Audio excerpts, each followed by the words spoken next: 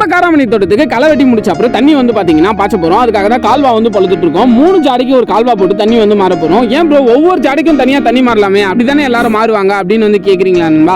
ஒவ்வொரு ஜாடிக்கும் தனியா தண்ணி மாறினா நீங்க கேட்கக்கூடிய கேள்வி வந்து கரெக்ட் தான், ஈஸியா வந்து தண்ணி பாஞ்சிரும். ஆனா ஒவ்வொரு ஜாடிக்கும் நம்ம தனியா மாற சொல்ல இந்த வெயில் காலத்துல சீக்கிரமா தண்ணி வந்து இழுத்துட்டு போயிடும் நண்பா. அதே 3 ஜாடிக்கும் நம்ம ஒன்னா தண்ணி மாற சொல்ல வந்து பாத்தீங்கன்னா இப்போ உழவு நல்லா இருக்கனால தண்ணி நல்லா வந்து நல்லா அப்சர்வ் பண்ணிக்கும். அவ்வளவு சீக்கிரம் வெயில்ல வந்து காயவும் காயாது, நல்லா வந்து குளிர்ச்சியா இருக்கும். அதனால தான் இந்த மெத்தட் வந்து நான் ட்ரை பண்றேன். வெயில் காலத்துல இது போல மாறதான் ஒரு பெஸ்டான ஆப்ஷனா இருக்கும். ஏன்னு கேட்டீங்கன்னா வெயில்ல அவ்வளவு சீக்கிரம் நல்லா வந்து காஞ்சும் போகாது, அது மட்டும் இல்லாம குளிர்ச்சியாவும் இருக்கும். ஆனா மழை காலத்துல ஒவ்வொரு ஜாடியா மாறதான் வந்து பாத்தீங்கன்னா பெஸ்டான ஒரு ஆப்ஷனா இருக்கும். நேத்து நம்மளோட ஷார்ட் வீடியோ பார்த்தவங்க எல்லாருக்குமே வந்து தெரிஞ்சிருக்கும். நல்லா 4 வாரம் நம்ம பதப்படுத்தி வச்சிருந்தா பஞ்சகாவியத்தை காராமணி தோட்டத்துக்கும் வெண்டைக்காய் தோட்டத்துக்கும் வந்து பாத்தீங்கன்னா நேற்று வந்து தெளிச்சோம். இன்னைக்கு எப்படி தோட்டம் இருக்கு அப்படின்னு சொல்லிட்டு பார்க்கலாம் அப்படின்னு சொல்லி போயிருந்தோம்.